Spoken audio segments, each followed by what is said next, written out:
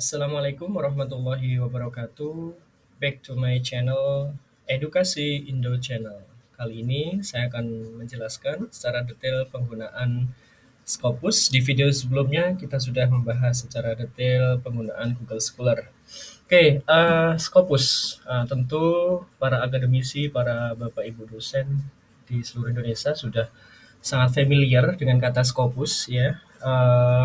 Indeksasi bereputasi internasional ya selain Web of Science. Oke, eh, untuk Scopus langsung kita arahkan saja ke website langsung di sini.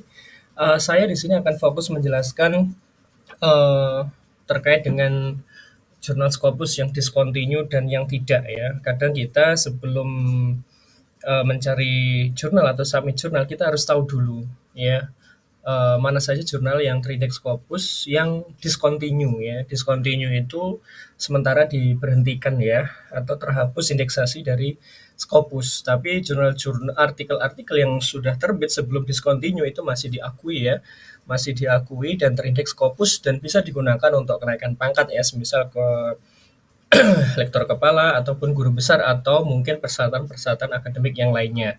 Tetapi kalau sudah discontinue dan seterusnya itu jurnal atau artikel kita itu masih ya secara akademik sah, tetapi tidak terindeks lah intinya ya, tidak terindeks karena ya ada mungkin di jurnal tersebut kenapa sih discontinue gitu. Nanti kita akan bahas. Pertama kita akan masuk dulu di laman Scopus seperti biasa ya. Di sini langsung saja diklik di search engines ya, www.scopus.com. Nanti akan tampilannya seperti ini. Saya sudah login. Nah, di sini mungkin bagi Bapak Ibu dosen yang belum pernah atau sama sekali ya tidak mendengar atas Scopus, saya yakin di Indonesia pasti mendengar atas Scopus atau mungkin yang belum pernah langsung ke laman Scopusnya gitu ya. Di sini sudah sangat jelas di situ dashboardnya welcome to Scopus preview ya. Di sini kalau mencari pengertian Scopus sudah ada di sini what is Scopus blog ya. Dan check access, check out your free author profile, kita bisa mengecek profil ID Scopus kita ya, minimal itu punya satu dokumen di Scopus ya. Kalau belum pernah punya dokumen jangan harap ya. Jadi untuk mendaftar ID Scopus itu tidak gratis, beda dengan Google Scholar ya. Nanti di next video selanjutnya akan saya kulas ya, mungkin bagaimana untuk menentukan ID Scopus dan seterusnya. Oke, bagaimana kita akan mengecek ya jurnal-jurnal yang terindeks Scopus ataupun yang discontinue ya. Oke, langsung saja di sini kita ada author search dan sources. Kita klik sources.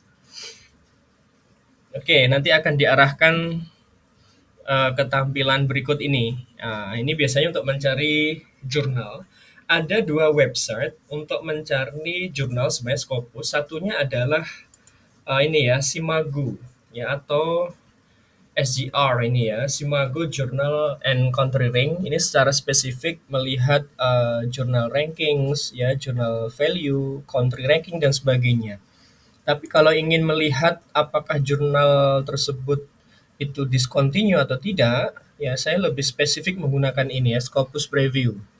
Nah, di sini ada pilihan ya, pilihan untuk memfilter ya. Nanti akan muncul jurnal yang kita tentukan.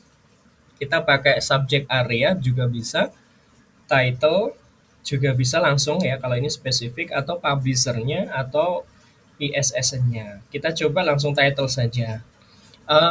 Saya ingin mengecek ya, sebelumnya di luar sana banyak ya, banyak pertanyaan ke saya, jabri ke saya, Pak, jurnal ini discontinue atau tidak ya gitu ya. Saya arahkan ke sini sebenarnya ya.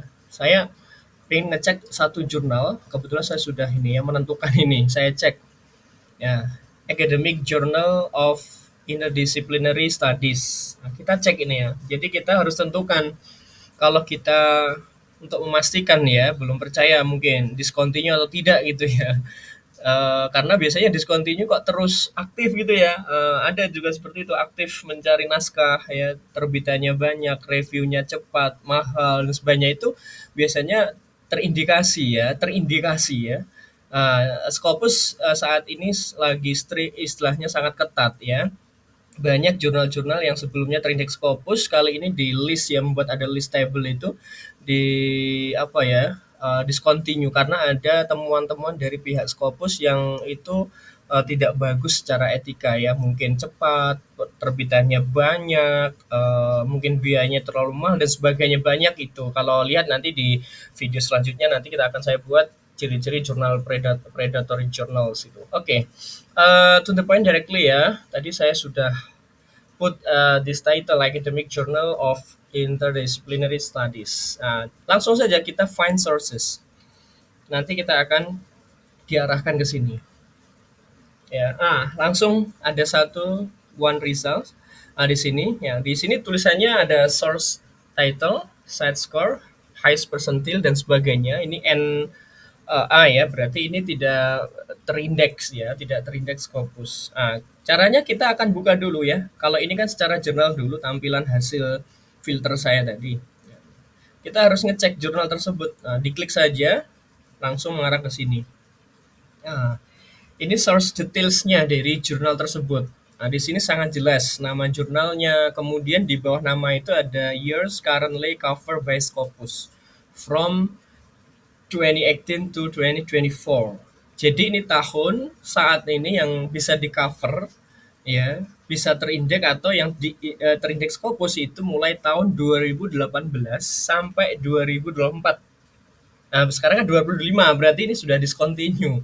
Jadi yang tercover di sini oleh jurnal Academic Journal of Interdisciplinary Studies ini mulai 2018 sampai 2024. Jadi bagi teman-teman akademisi kalau mau publish ke sini gitu ya, ini harus jangan dulu gitu ya, karena discontinue ya. Kalaupun diteruskan ya silahkan gitu ya, tapi itu tidak bisa, nanti tidak bisa diklaim ini Scopus.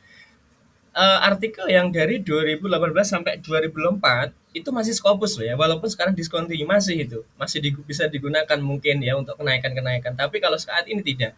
Covered discontinue in Scopus. Yang publishernya ini dari kalau saya cek dari Italia ya, Richmond Publishing Ltd, ISSN lengkap ini. Karena ini namanya interdisciplinary studies, di situ mengcover all fields of education ya. Bahkan tidak hanya pendidikan, semuanya ya. Interdisciplinary studies di situ bisa subjek areanya arts, humanities, social science, economics, semuanya ya. Biasanya kalau jurnal multidisipliner itu ya dalam tanda kutip ya saya temukan banyak gitu ya. Banyak yang terdiscontinue ya, saya tidak tahu itu. Oke, kalau kita melihat di sini di bawahnya itu ada site score-nya, site scoring di sini ya. Kalau melihat persentilnya ya, dan sebagainya ini bisa di sini. Kemudian untuk melihat Scopus content coverage ya, nah ini mulai 2018 sampai 2004 ini. Tahun 2004 hanya 30 dokumen. Sebelumnya ini luar biasa 178, 172 ya. Ada beberapa yang mengatakan di beberapa literatur itu inconsistent jurnal itu juga mempengaruhi karena terbitan itu. Mungkin tahun ini 20, besok 100. Nah, ini ada indikasi-indikasi ini ya, ada indikasi-indikasi temuan di situ. Oke, kalau kita pakai Simago JR misal, ini saya arahkan ke SGR gitu ya, kita klik lagi sama.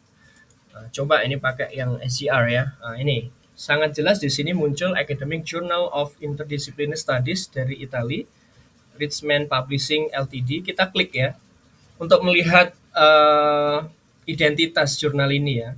Nah, di sini juga sama, discontinue in Scopus as of 2024 ya. Negaranya Italia, di sini subjek area dan kategori sangat banyak karena multidisipliner ya. H-indeksnya cukup tinggi sebenarnya 18. Publication type-nya jurnal, ISSN, coverage-nya tadi, kemudian nah ini tidak information not localized. Ruang lingkupnya biasanya di sini ada scope, ada penjelasan detail dari jurnal. Terus kemudian kuartilnya ini beberapa track record jurnal ini ya.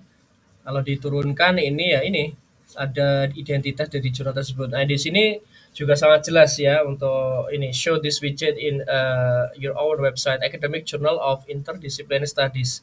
Masih nol ini ya, not yet assigned quartile. Ya sebelumnya Q ya quartile, tapi karena discontinue ya ini tulisannya not yet. Biasanya jurnal ini nanti akan mengevaluasi ya. Apakah bisa dievaluasi dan lanjut sebenarnya ya. dan lanjut ke nanti diajukan lagi sesuai dengan peraturan yang ada. Oke, kalau kita ingin melihat kumpulan Scopus, saya ingin menarik database Scopus ya, biar melihat jurnal-jurnal mana yang masih terindeks dan tidak. Kita langsung ke Scopus Content. Bapak Ibu akademisi langsung ditulis saja di search engine-nya Scopus Content. Nanti akan masuk di sini. Ya, kita akan nanti diarahkan ke suatu link yang di situ kita bisa mendownload all documents ya, all Scopus journals. Jadi semua database di sini. Nah, ini kelebihannya Scopus, dia memunculkan database biar para peneliti, para penulis juga akan melihat ya progresnya atau jurnal-jurnal di seluruh Indonesia yang terindeks Scopus. Nah, di sini Scopus konten. Kalau membaca nanti silakan langsung aja. Langsung saya akan mengarah ke bawah aja, bagian bawah. Nah, di sini ada title and Scopus. Nah, di sini ada download the source title list includes discontinued source list. Nah, ini di download saja. Ya, saya sudah mendownload baru saja. Akan saya tampilkan seperti ini. Nah, ini tampilan dari keseluruhan jurnal di Scopus ya, baik yang terindeks dan discontinue. Ini sangat baru, Mas, September 2025. Ya, kita kalau pengen mencari jurnal kita tinggal filter saja di sini. Misal finds ya. Saya ingin melihat tadi jurnal tadi, akademik tadi. Nah, di sini. Di sini Scopus sudah menandai warna merah. Nah, ini ya, warna merah ini discontinue.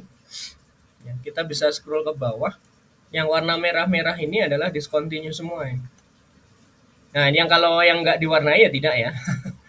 Nah, ini ada warna merah lagi gitu ya. Kalau pengen spesifik di sini ada sheet ketiga, discontinue title September 2025. Ya, oke.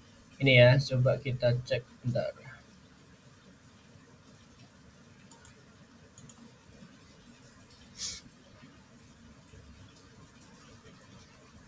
Oke, di sini ya. Nanti bisa di-download saja, bisa dicek jurnal-jurnal. Kalau kita lihat ke samping ini ada IDSSN, EISSN, active or inactive ya. Ini juga coverage ya. Mulai tahun berapa sampai tahun berapa yang di cover ya. Nah, ini sudah sangat jelas ya. Ini ada yang tidak aktif ya. Nah, ini. Jadi jurnal Scopus database sangat lengkap ya kalau melihat ya. Ini biasanya sudah tershare di beberapa WhatsApp group ya. Oke, saya kira itu untuk melihat discontinue atau tidak. Sekali lagi, Bapak Ibu harus hati-hati ya memilih jurnal ya. Jangan gampang tergiur ya dengan semisal publish ke sini cepat ya. Hari ini publish mungkin 2 bulan selanjutnya terbit gitu ya. Nah, Scopus itu biasanya yang bagus itu lama gitu ya, bisa 1 tahun bahkan 2 tahun gitu ya. Kalau yang cepat terus berbayar tinggi itu biasanya terindikasi ya, terindikasi saya hanya bisa mengatakan ini karena punya data langsung di Scopus gitu ya, dengan membaca literatur-literatur review gitu. Mungkin itu demikian tutorial untuk mencari jurnal-jurnal Scopus yang terindeks dan yang discontinue. Semoga bermanfaat para Bapak Ibu akademisi di Madem berapa, sukses selalu. Next akan ada tutorial selanjutnya terkait Scopus dan Garuda mungkin, Bima dan sebagainya. Terima kasih, selamat menonton. Assalamualaikum warahmatullahi wabarakatuh.